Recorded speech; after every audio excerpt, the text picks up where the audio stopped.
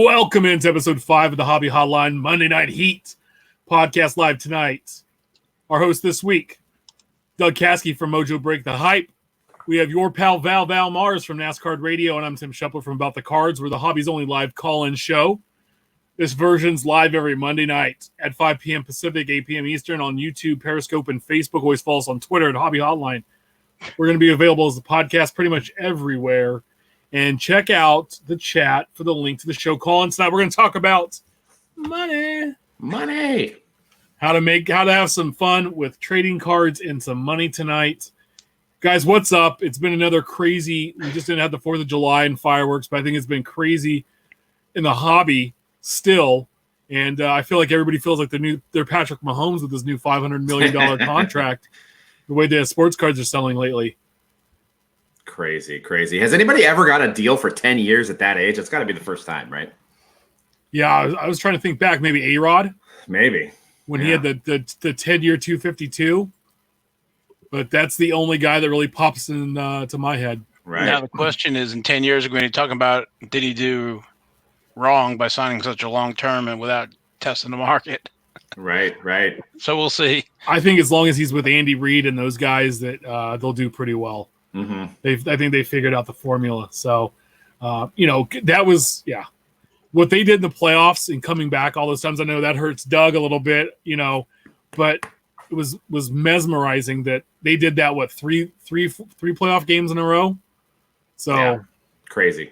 Yep. But guys, we're going to get into it. So we've had a lot of talk about, box prices and singles and card prices just being outrageous. And we were talking pre-show.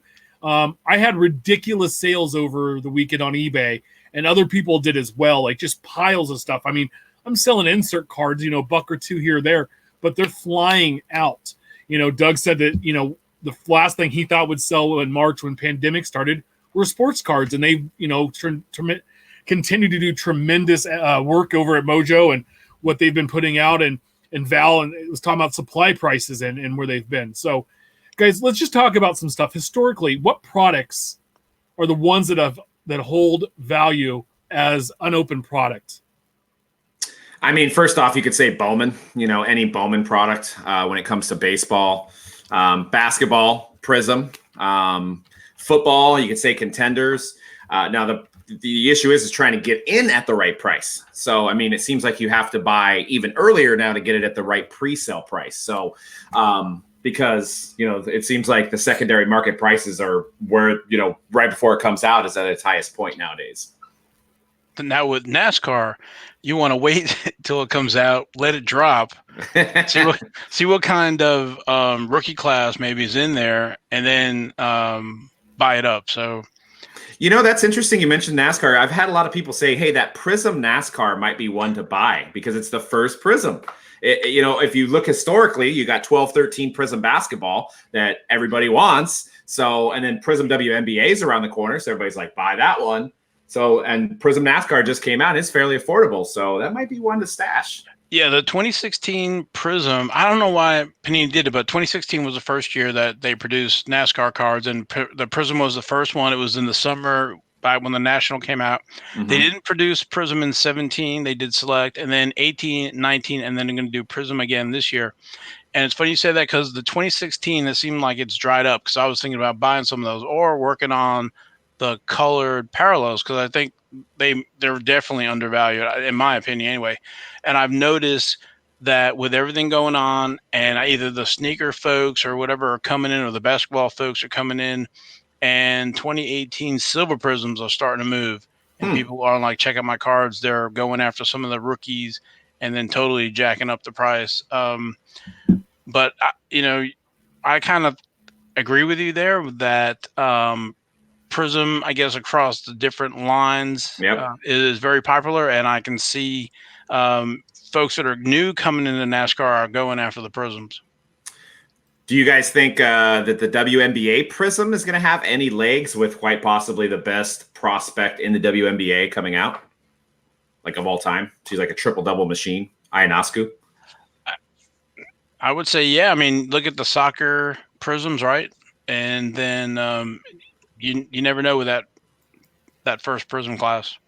Yeah, I mean, our distributors are definitely hyping it up, and we've been buying some cases, pre-ordering some cases against our own like better judgment, because we're like, do people really buy WNBA cards? But for us, we're like, hey, if it doesn't sell, we could always combo it up with the basketball, the regular NBA, and maybe do some combo teams and do some breaks with some WNBA. And I think Doug, you touched on it about what price do you get in on it at. So yeah, definitely. Back to the NASCAR? What's the NASCAR at right now? The first year of Prism. I think when it came out in 16, it was $120 a box. I saw I call them the big three, either Steel City Blowout or David Adams. One of them had it for $100 a box, but there's none there. There's no supply. I think there's some blasters, but 2018, and I always tell the story and on the podcast, I usually wait and buy my stuff Black Friday. Yeah. So Black Friday 2018 Prism NASCAR, which has the Deegans in it, was $40 a box on special. Wow. They went, normally they're like in the 50s, maybe 60s. They went to 75 and now they're 100. Oh, geez. See, there you go. And that's since November. So, but I think with demand and everything else going on in NASCAR and other sports not running right now, that NASCAR's got the edge, or people are taking a look at it. Sure, for sure. Yeah, no, definitely. Guys, I just want to let you know we are having a little bit of issue.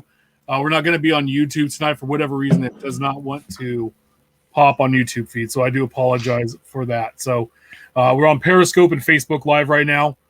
So sorry about the technical difficulties. It looks like it's having an issue streaming through there. So no, I agree. I think the first year Prism is the best thing to hold on to. I mean, just look at 13 Prism baseball.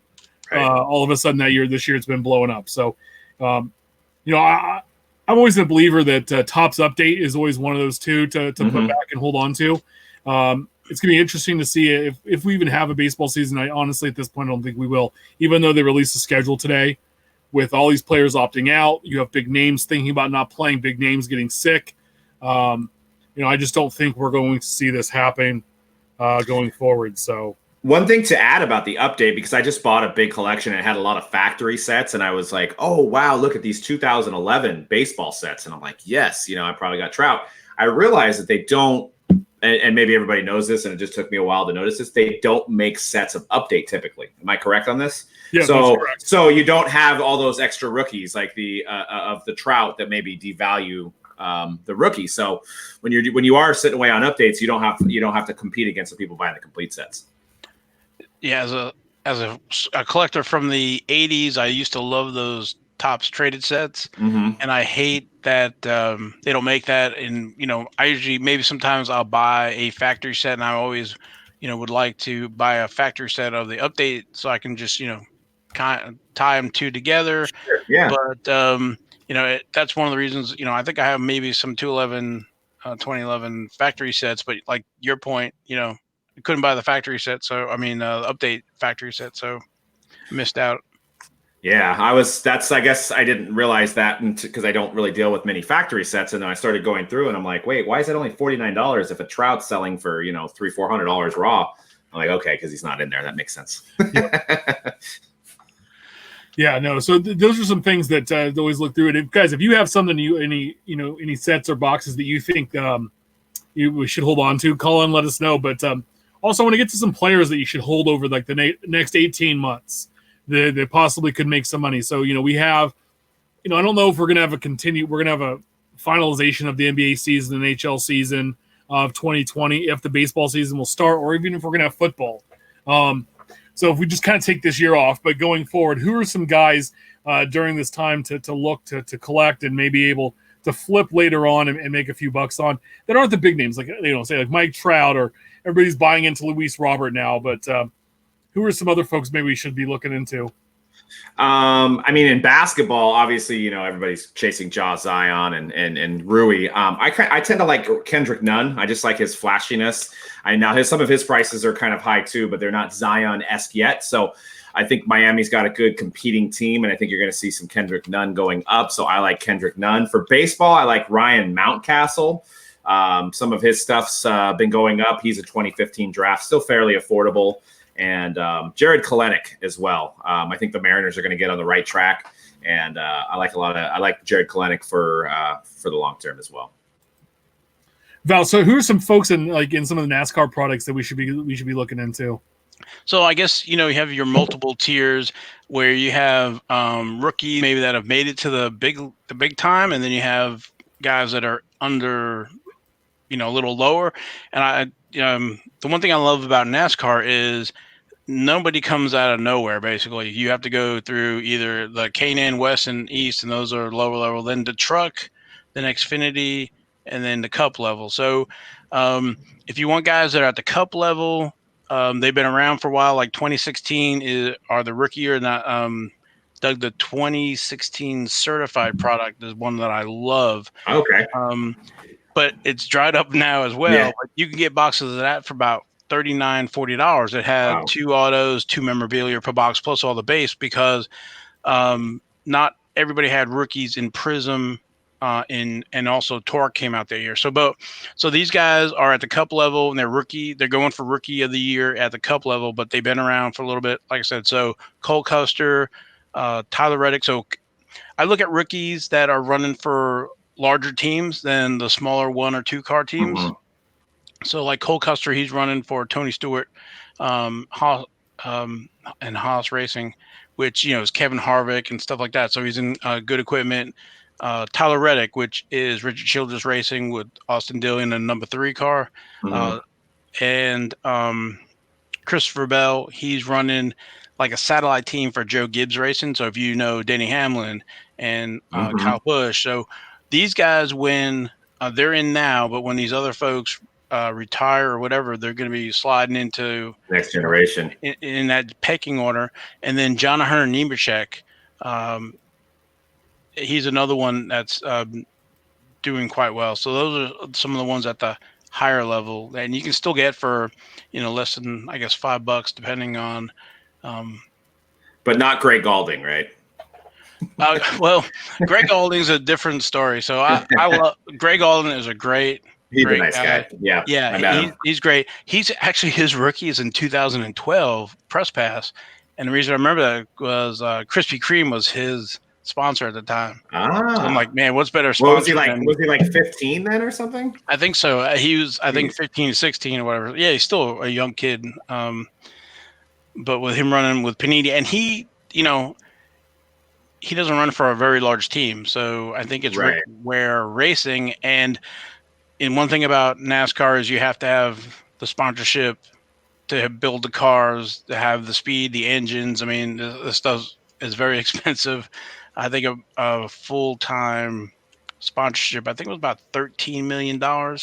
I think that's what, when Danica had the issues with Nature's Own or whatever bakery, Tony Stewart and them were suing them. They were suing each other over that $13 million or whatever. So, but so some of these lower level teams, as they get sponsorship, is how many races they run. So Panini signed on for a few races, not the whole schedule. So, gotcha. To his defense, he's running the lower level teams. They try to finish better than their equipment. So if they're running 20th or 25th equipment, kind of, you can get an idea.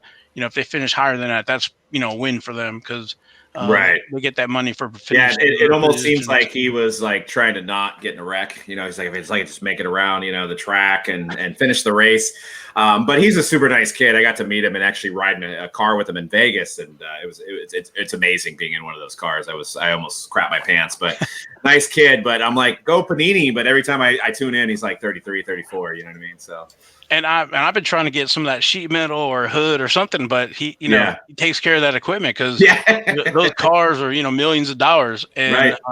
It's kind of like the old days where the guys would drive the car to the track, and if they wrecked the car, they were hitchhiking home. Richard Petty talks about one time where his dad Lee Petty wrecked a car, and they all had to hitchhike home. Oh, geez, that's classic. Yeah, there's a lot of. I love all the inside of the NASCAR stuff too, because I don't think it's a lot of people get is really truly how expensive it is to get a car out there and go and race every weekend, and so it's good to have an insight of kind of who to find these guys and when to do that. What have you guys found is the best way to identify like prospects to collect?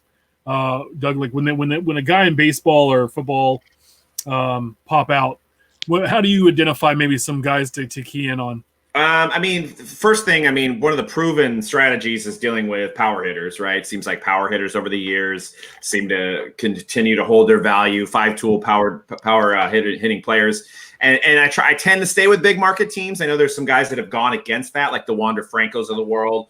But you stick with guys that are on big market teams like the Yankees, the Red Sox, the Dodgers. You can kind of feel safe and you kind of see their values tend to hold. And then just kind of continuing to watch them through the minor league, following them on Baseball America, seeing what their stat level is. And that's the beauty of baseball prospecting. Unlike, other sports, it's more of a marathon rather than a quick sprint, because you're going to have to wait it out. I mean, even Trout was drafted in 2009. His cards didn't really start selling until 2011. So that's 2 years. Some guys take 4 or 5 years. So it's a beauty to be able to watch them transition, and it's almost like just watching a stock, in a sense, and just like rooting them on. And then maybe if they come to your hometown and you can watch them in a minor league game and say, hey, that's the guy I got a bunch of cards of. So how do you identify guys in baseball or basketball or football? Basketball I tend to stay away from big men. I mean, Shaq is maybe the exception. Collectors tend to identify with guys that they can maybe emulate when they're going out and playing basketball. Like, I think that's why Steph Curry's so popular, because the three became so popular. Big guys can't really relate. Can't see yourself dunking. Can't see yourself doing a tomahawk dunk. So, guys that can shoot, guys that are a little bit more crafty, I think, seem to, sell better than guys that are just, big and lanky. Football, quarterback. You can catch some pockets with running backs and wide receivers, but as long as you're investing in the right quarterbacks, and I'm not talking about as much collecting as much like flipping and watching your investment go up. But quarterback seems to be the standard in football. So no Michael Egnew playing tight ends, right? I mean, you look at the best tight ends in the game, like Kelsey and Kittle. Kittle sells a little bit, but beyond that, you don't have any guys that are really selling for tight end. Yeah, no, in defensive players, I mean, it's very rare that someone pops off on, no matter how good the guy is. I saw Von Miller rookie autograph. I think it was like numbered to 25. It was a really great looking card. The other day was like $110. Right. Like that's nothing. He's the number 2 pick in the draft. He's won a Super Bowl. He's been a dominant Pro Bowl player. People know who he is, and they don't sell at all. And I think that's just the downside of football. If you don't play quarterback, then football's collectible if you like the teams and the players. Sure. But as far as the collectability of it, really truly isn't there, because later the flip is on it. If you want to move it later on, it's super hard to do. Right, like I wasted money on this, but I'm not going to sell it. So yeah, like I way overpaid for it. But I'm a Niner fan, so I mean, there's that aspect of it too. But yeah, if you're looking to invest in a defensive guy, you like even J.J. Watt. You mentioned Von Miller, J.J. Watt, probably top 5 in the league. Don't really sell. Yeah, no, and it's all about having your guy. I mean, if you have a guy, then that's fine. Like I buy Garrett Hampson rookie cards like they're going out of style, and it's just because it's my buddy's cousin and he's playing Major League Baseball, and it's like, I don't care. Like, I have a connection to the guy. Like, we've talked. He's super nice, and it's one of those things. Like, I can support this guy, and whatever. That's fine with me. But I'm not gonna one day turn to make a retire off my Garrett Hampson unless he takes off. Like, that'd be awesome. But, yeah, exactly. Well, you never know. This hobby is hard to predict. I know right now we're talking about quarterbacks, we're talking about power hitters, but you never know. And maybe one year it'll flip. Maybe there'll be like a guy that just pitches lights out, and then people are trying to chase the next biggest pitcher.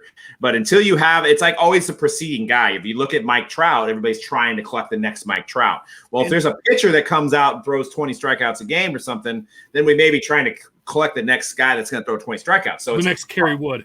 Right. So it's all based on trend. I mean, you see what happened with Strasburg. That's one of the reasons where I'm here is because of Strasburg. People started jumping back in the hobby after this kid in his first game threw 100 miles an hour and I think had 14 strikeouts. So, it's all based on trend. Maybe a defensive guy, maybe a Bosa or a Chase Young comes out and gets, 7 sacks a game or something crazy. Now we're talking about defensive guys. So, I mean, things can change, but I always like the bread and butter is the quarterbacks, the power hitters, and the flashy shooters in basketball.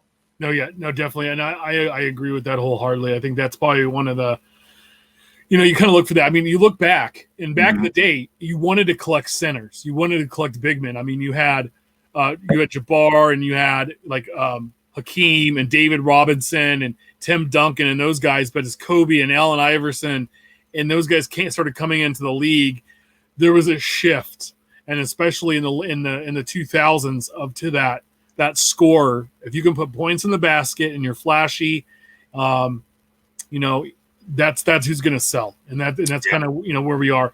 And a wise man once told me, somebody in this industry, and I can't remember who it was, but they said if you follow the shoe deals, it also helps you. If you see a lot of the times, like Shaq had like his like a Shaq shoe deal. He had Reebok at first, but he didn't really get many shoe deals because shoes that are size 25 don't typically sell. You know what I mean? It's just too big. So that shows you how, like, people want to put on Jordan shoes. They want to collect Jordan cards. You don't really see people putting on like Yao Ming shoes or, Bol shoes, or I'm trying to think of Rudy Gobert shoes. Right. So it's because the guys are just too big. They can't see themselves being those guys. Yeah. And my thing is, you said the next Mike Trout. I think the last Mike Trout was Mickey Mantle. Right. Yeah. Okay. So if that's the case, if that's the comp, we're going to be waiting. I mean, Mantle retired in 71 or whatever it was. So we're going to 69. So Trout came up at 11. So, you're talking 40 years there. Right. So my thing is people are running, and we've talked this to death. Joey Bart versus Buster Posey makes me sick. Yeah. I hope Bart is everything that Buster has been for the Giants and will continue to be, because that would be amazing to have a second version of that. Like, Montana to Young, Posey to Bart. I would be so happy as a Giants fan. I just don't believe that. No matter what he does, he'll never accumulate what I think Buster done in his career. Sure. And Dominguez hasn't even taken an at-bat. Right. Professional at-bat. And yet you could sell one of his cards and go buy a Mantle, 52 Mantle, and, maybe a T206 Cobb. Right. Exactly. I know. It's insane. It's insane. I think that's where, I think the pandemic helps, because these guys are just like, I've said this before. I don't know if I said it on this show, but these guys are like frozen in time. There's we can't see, we're not seeing them fail. Right. So, I mean, by now you'd probably see some guys fail. So you'd be like, oh, well, this guy, I'm not going to collect him anymore. You're going to see a drop off. Well, nobody's failing. I mean, nobody's succeeding either, but nobody's failing. So you're having all these guys being bought and sold right now because we don't know who sucks. We don't know who to sell off at this moment. Yeah. No, and we get clips like I saw. They had the White Sox put a clip of Luis Robert just bashing home runs in batting practice, and then the Royals put out one of a minor leaguer, Salas Matias. He's a minor leaguer, and he hit about 30 home runs, over the average about 30 home runs the last couple of years, but he averaged almost 200 strikeouts too. Right. And they're showing him hit home runs. I'm like, well, anybody can hit a home run in batting practice, right? And that's funny. When I was at the Hank Aaron Transcendent party, and that was one of the biggest gripes about Hank Aaron was these guys are getting so much money and they're striking out more than they get on base. And he's like, he was really bitter because of the times. He got paid, $60,000 a year or whatever it was compared to how much these guys are getting paid now. He's like, so why would they try to not strike out? So, but these guys are all trying to hit home runs, where he was saying he was only hitting line drives over the fence. I mean, he hit a lot of line drives over the fence, but he wasn't hitting 500-foot moonshots, right? So he wasn't trying to strike out, where these guys are like home run or strike out. Unfortunately, strikeouts happen a lot more. Yeah, no, definitely. I think one of the guys that over the next 18 months we could see some real big movement in is Ohtani. Yeah. His market was so big and exploded so much early on, and he had a decent season, then he got hurt, and his stuff came back, just fell down. Nobody was really paying attention or buying it. I mean, I was able to buy base rookie cards of all the brands for about $1 or so. Mm-hmm. And I was just picking them up because I was like, this guy, he's either going to come back and be a dominant pitcher, part-time and hit, which I think they should use him out of the bullpen as maybe a setup guy, but the guy can mash the ball. And so he's kind of got the best of both worlds. He plays with Trout. They could ever figure it out. I mean, think of those two just rolling around together and hanging out. I mean, just if they could get some pitching and they could consistently play, plus they have a rookie, they have a vet in Pujols. I mean, Those are 3 over the last 20 years, the most collected guys. Anthony Herndon too. I mean, and Rendon's there too. Like, yeah.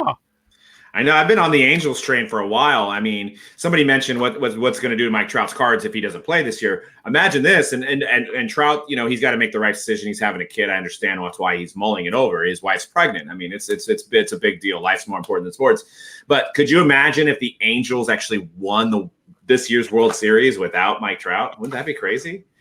That's like that nightmare you have when you flash back and I always have one of I didn't go to a practice in high school, so I got kicked off my high school football team, and it led to me not going to college and playing football. Right. And I couldn't play in that pit in my stomach. I just got that when you said Angels win a World Series without Mike Trout. I'm like, oh, that would be so bad for the hobby, I guess, in a way. But there had to be some kind of hero, maybe Ohtani, like you mentioned. There'd be somebody carrying the team, right? I mean, look what happened to Wentz. His team went to the Super Bowl, won without him, and he was super, super hot. Yeah. And he's just now coming. It's like, okay, it's I got a Carson Wentz. Yay, okay. Right, I know. But I think we have such ADD in this hobby, we forget, who the last guy was because we're on to the next so quickly. Oh yeah. That I know in football it's different, but you look at that and now Wentz is whatever, it's a Wentz. I want Kyler Murray. It's like, well, Wentz has actually proven he can play really well in this league and do well when he's not been hurt. But yeah. Well, I mean, we forgot about Murray. We're already on to Joe Burrow now. I mean, it's you're talking about last year. We've already moved on. So I have a question for you guys. So Panini released Score, and it had a Joe Burrow rookie card with him LSU, where he won the Heisman national title. He was, he was basically the video game version of himself, right? But he also had an Ohio State card in there. To me, I get it. He played at Ohio State for more, he was on that team for more years. He didn't play very much as he was a backup to TJ Barrett, and then he lost out to Haskins, and that's why he transferred. But I just think it's one of those Panini can't get out of their own way on this. And I just want to know what your thoughts are. It's kind of like, guys, come on, we don't why? Yeah, I agree. I mean, it could have been something that could have been done later down the line, not one of the first releases. I mean, when first release, everybody wants the LSU, right? And it's like, why? I don't know, just another way to make another card, I guess. But they do too. That was exactly the right way to put it. They can't get out of their own way on stuff like that. Yeah, I think they try to overreach there and produce another card, but and I feel Topps does this stuff too all the time. It's like they find a good thing and they just kind of oh my God, that was good. We didn't do enough of it. Let's, hey, it's like your fame, hey, mom made this great spaghetti tonight. And then all of a sudden you're having spaghetti three nights a week, right? Because you say, oh my God, the kids liked it. I'm going to keep making it. And you're like, enough with the spaghetti. I just feel like that's how it is. And, well, when you're saying that, I'm thinking of more the Topps 2020 project here. Right. You're starting to get fatigue and they're probably already gearing up for the next stuff. Yeah. What's this companion cards I'm seeing now? Is that made by Topps or is that made by the artists? Does anybody know? I keep seeing it on my Twitter. Yeah, I think the artists are doing their own stuff. They've seen the success because I know that Mr. Cartoon had one of the Brett, and it was he did a 75 lowrider. So that's sweet. That's the Brett card he released. So I think they're starting to do their own artwork and produce their own cards because we've seen all these artists now start to buy a bunch of their own cards and then bust them out, autograph them, re-sticker them, and then resell them with their autograph, and they have parallels. And then now Doc Gooden's into the game, where Doc Gooden's been buying them, and his had some of the lower print runs, and then he's autographing them and selling them on his own website. Oh, geez. So I didn't see the Doc Gooden stuff. That's crazy. Yeah, I wonder if he's going to put some special relics in his. I know we will never know, but it's interesting. I would like to know how much these artists got paid. Did they all get paid equally? Did they get paid based on sales? You got to think they got to get paid based on volume, right? If you sell 90,000 copies of your art, then you got to get paid per 90,000 copies. So, but this is just another way for them to capitalize, and I don't blame them. If I was an artist, I'd be like, yeah, hey, now that you bought my one, come to my website and buy the other one, right? So, or come and buy some of my prints, because we had Blake Jameson on about the cards, and he was awesome. Yeah. And he used to collect, and now he's got back into kind of collecting and buying stuff, and he's opening stuff all the time now he has a YouTube channel, and he always does a video every night, like a 10:23. I don't know what the significance of the time is, but he's doing these videos, and a lot of times it's around cards, and he's done portraits of athletes, but it gets people then to drive and go, man, maybe I should get some art from this guy. Yeah, definitely. Like, and so all these other folks, like, I doubt any of us are going to go and get tatted by Mr. Cartoon, because his list is like A-list celebrities, but when you obtain a piece of his art, you can be like, well, like, I have something that, that he created. And we saw the Griffey the short Griffies have popped up, and that's kind of what the straw that I think broke the camel's back. With the sales of everything, and those are starting to pop up. I've seen people selling them for like $10. Is that the one that was 90,000 or 90-something thousand? Yeah. And we, those are, people paid $15 for them, and they're selling them not for $9 or $10 now. So they're taking a $5 loss to move them. Now, to add to your point about the hobby having ADD, I want to relate this to Project 2020. Do you think that they're running this it's just too long now? Like, it should have been like maybe like a month and a half, and then it was gone, but now it's like we still have more coming out, right? It's like I think it was a situation where there was nothing coming out, so you either went with hobby product that was that everybody had, that they had supplies of, and this was the only thing new coming out, and then all of a sudden it just snowballed, and then people were flipping, and I think people missed the first couple of weeks.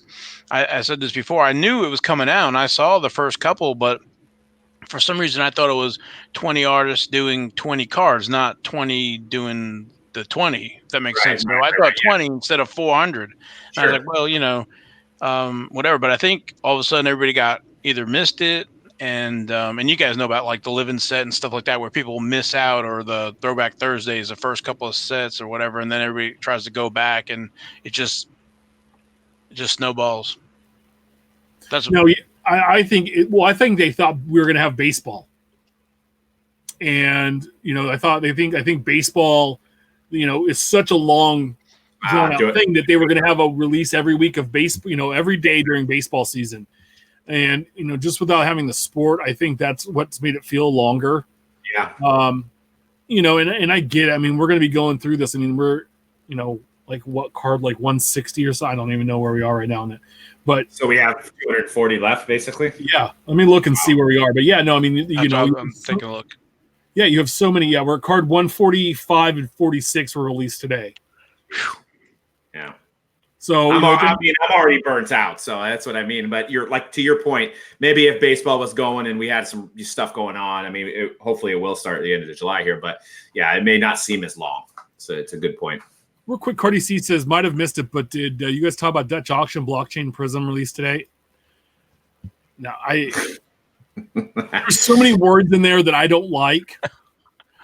Now, this time you are getting a real card with it. So they're back to doing that. Like, if it wasn't confusing enough that they started it off, there you got a digital card and a real card. Then when they inserted it into Flawless and National Treasures, it was no longer a real card. It was just a digital card. But people were selling them like they were real cards, not knowing, which I don't blame them. I didn't know as a person selling the products that they were digital cards. So now it's back to being a real card.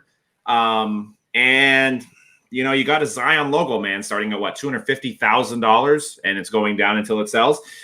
I don't like devaluing the logo man market. I know there's no Prism logo man, but you got National Treasures, you got Spectra now, you have Flawless and, Immaculate, and that's where the logo man should stay and to protect those values. Well, yeah, because they have the Spectra now is the Nebula 1-of-1 logo man, right? Yep. Which sounds cool. Yeah. But at the same point in time, yeah, it's like, how many logo men do you need? It should be that rare, one of the rarest card you could have of a guy. Yeah. And that's what, see, again, there we go.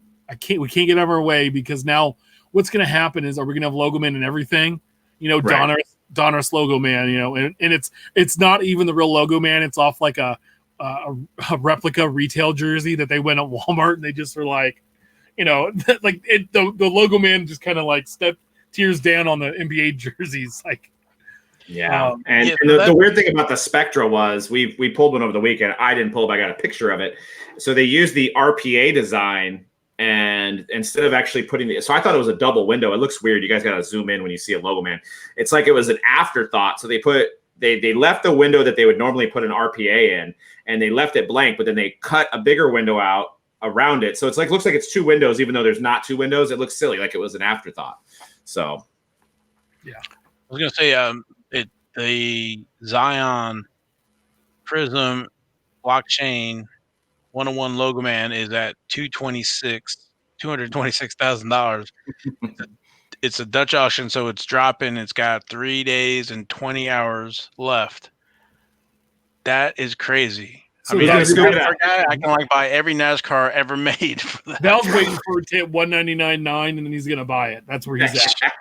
I don't know how. I've said it before. I don't know how everybody does it, collecting baseball and between Panini and the Instant and Tops, and we're talking about the 2020, but there's also the 206 and the Living set and the Throwback and the Star Wars, and I'm just soccer. I don't know how you guys are all doing it. No, we only have 4 releases a year. We're good. I mean, legitimate. You guys want to make a prediction? Where do you think that Zion, just focusing in on that one, where do you think it actually sells at? What price? I'm going I was going to say 110. 110. 110. I think I'm in the middle of you guys. I'm thinking about 60 or 70. Yeah. Just how many people have, I mean, there's people who have crazy dumb money, right? And they just do things with it, but at the same point in time, are those the same guys getting on Panini's website to you know what I mean? Yeah. And to me, I don't know why, but blockchain feels like cheating to me. You know what I mean? It's like if you were to go out and you would go hunting, and then they just somebody puts a deer that's locked up right in front of you, so you can't miss it. Yeah. You know what I mean? It's like you're not. Yeah, you're not hunting it anymore. It's right there for you, and it has that big here's a deer with 3 legs. Or when you go fishing in those ponds where you're guaranteed to catch, it's like somebody's backyard. You're catching in their backyard. So I just, and then it's got that blockchain on there to just let everybody know that you just went on their website and bought it. Where you didn't somebody didn't pull it, and then you bought it from somebody, or you pulled it. So this is the Willy Wonka where the guy who was getting it for his daughter and had all the peanuts, and took everybody from shelling peanuts to shelling candy bars to try to get it. Yep, totally. Just buy your way in. It's Curious though, when these try to go to resell, what? Yeah, it may not be a bad investment if he becomes the player that he's supposed to be. There may be somebody that's willing to pay double what the person pays for, but just for me, I just don't it's not true for me. It's not like a true card that came out of a wax box, Is he just to comparison? Is he going to be anywhere close to to Kobe or what LeBron did? That's where he'd have to be. Yeah, I know. It's there's a lot of odds against him. I mean, he's on the Pelicans. I mean, they do have some talent around him. Supposedly, he lost a lot of weight during this pandemic. So if he does get started, amazing. It looks don't amazing. get me wrong. He almost looks as good as Pablo Sandoval. Yeah, he looks just like I do. But I'm just saying, to me, it's I think watching him, he's fun. He's a different player. He's a power player. He's not a giant. He's probably 6'5", 6'6". Really, if you measured him out, I think he's a better version of Charles Barkley. Yeah. And then that kind of a physical dominant player. And I think he'll have a lot better career, hopefully, than Barkley did. I think because he's going to be nutrition and working out and stuff is different than it was in the 80s, right? Sure. And he's going to have that. But I just don't think he is a transcendent player like Kobe and LeBron have been. I mean, Steph Curry's amazing, and he's I would say he's right in that. He's in a group of 10. But if you were going to 5, maybe Curry's 6, right? Right. So I like watching those guys play. I mean, the Warriors remind me what the Kings were in the 2000s, where they're running and shooting, and it was just it's great to see. But for these people putting this money into me, and it's not my money. If I had no crazy money, I'd probably be doing it too. It's nuts. Yeah. So. Yeah, I mean, he kind of plays above his size. I think that's what helps too, is he's so broad, right? So he kind of plays like Shaq in a sense in the paint. You just bully people around, even though he's smaller than him. But I think the fear of him being, not getting injured is also something to worry about, because he's such a big guy, and you're moving around so quick all the time. But I don't think we've seen anybody that physical at that age, and I think that's why his hype is so much. So yeah, no, it's crazy. And I didn't know this, but he and Ja were on like a AAU team out of South Carolina together for a little while when they were kids. Mm-hmm. I was thinking about that. Whew. I was watching how Ja came kind of out of nowhere and what his dad did to help him get to be a basketball player, and like legitimately made himself into what he is. And it's crazy to see. I have a question. So you have Durant behind you there. Mm-hmm. He's not playing this year because of the Achilles injury. Goes to New Jersey, with Kyrie, who's kind of like to hit your wagon of Kyrie is a little bit kind of, to me, crazy, because Kyrie's a little out there, and the wind could change one day and he just walks away from basketball. Sure. I think he's that guy. Like he's a different drummer he's listening to, and he's just gonna go over here, and I'm gonna go and raise pigs later on a farm. Whatever he does, right? But what like at one point Durant was the guy. He becomes kind of a villain going to Golden State, but who wouldn't blame him? LeBron did the same thing, and people love LeBron anyway. But he goes and then he leaves to go to New Jersey. What do you think his future is like in the card market? I think he's one of the greatest shooters of our time as far as percentage. I mean, you just can't stop his shot. I think when it all settles, I think people are going to collect KD. I mean, KD's prices are pretty high. If you look at his chrome refractors, I mean, they're like $2,000 to $3,000. They're on the rise. I mean, he's got 2 championships now. I think KD's personality, he never accepted the fact that was still Steph's team. So, I mean, granted, Steph won one without him, and then the 2 that they won with him, I think KD pretty much run the table for him, and it was a big part of that. I mean, he got the 2 MVPs, but I think he was in a good situation. I thought he was going to keep going, keep winning those championships, but for whatever reason, I think he wanted more credit for the wins. So I think him going over to Brooklyn, he's in a bigger state, or he's on a major market team over there. He's Jay-Z's part owner, whatever, or at least was. I think he thinks that he could maybe be the star over there, and I think he also wants to say, like, I don't need Steph to win. But to me, it shows, hey, maybe he's not as big as a team players. Like I really truly believe, because I think him and Draymond had a part of that, because Draymond's willing to give himself up. Yeah. For the team, like he's willing to give up scoring to be the defensive guy, the rebounder, to pass the ball. He's willing to average 5 points a game if he has to win. And I think that was their big thing, was they couldn't get along that way. And I think if he stays there and wins 2 or 3 more with that team, then people will turn and go, man, KD was awesome. He was a big part of that Warriors dynasty. Yeah. But going to New Jersey, and I think that's just going to, the East is, if I was a free agent like that, I'd go to the East, because the East is so weak as far as of Giannis, and then it's everybody else, right? And then LeBron left, right? He's in the West now, too. So. It makes it a lot easier to get in and get through. But there was a good interview with Draymond was on a show with Matt Barnes and Steven Jackson, and he said if KD didn't like me, they would have gotten rid of me. So he's like, KD had other plans. So they try to blame it on Draymond, because of what you said. But he's like, I know my skill level, and I know and I thought a lot about Draymond after saying this. And he's like, the ownerships would have gotten me. They would have traded me in an instant if KD was like, I want to stay, get rid of Draymond.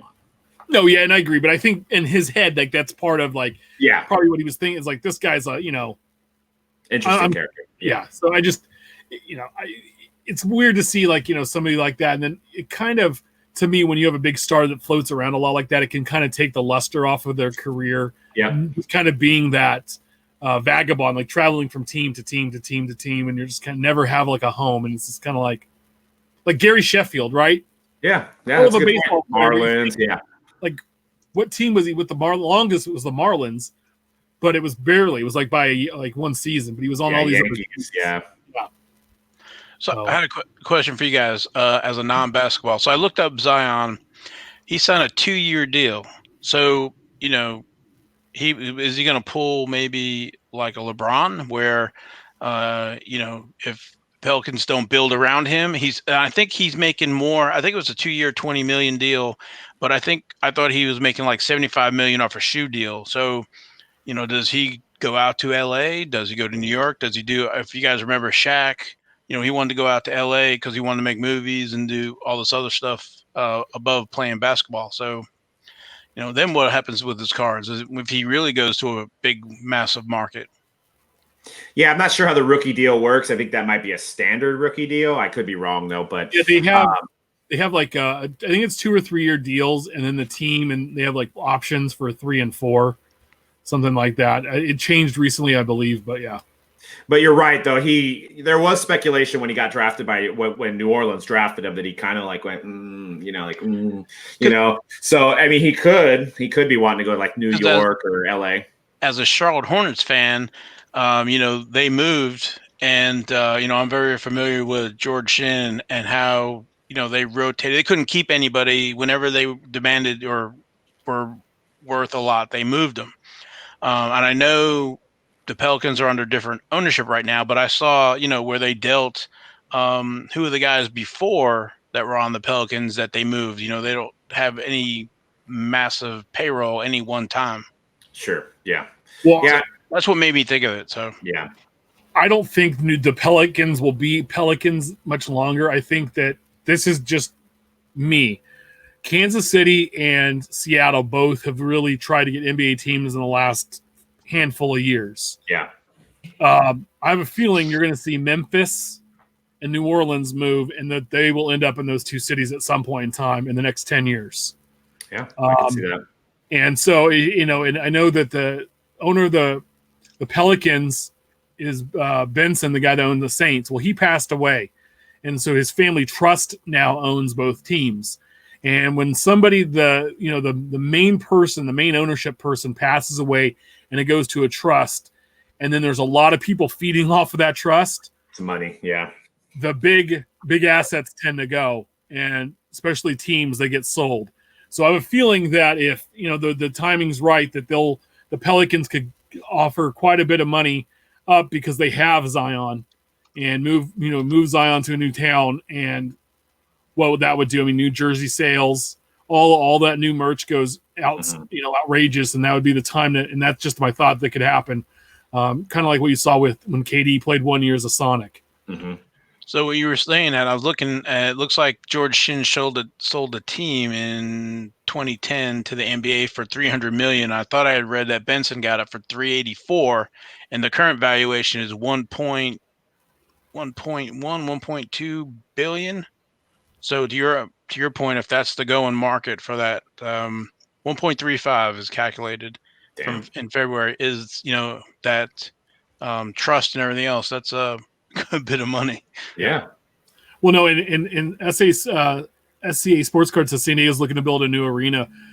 I believe Kansas City does have a new arena already, the Sprint Center.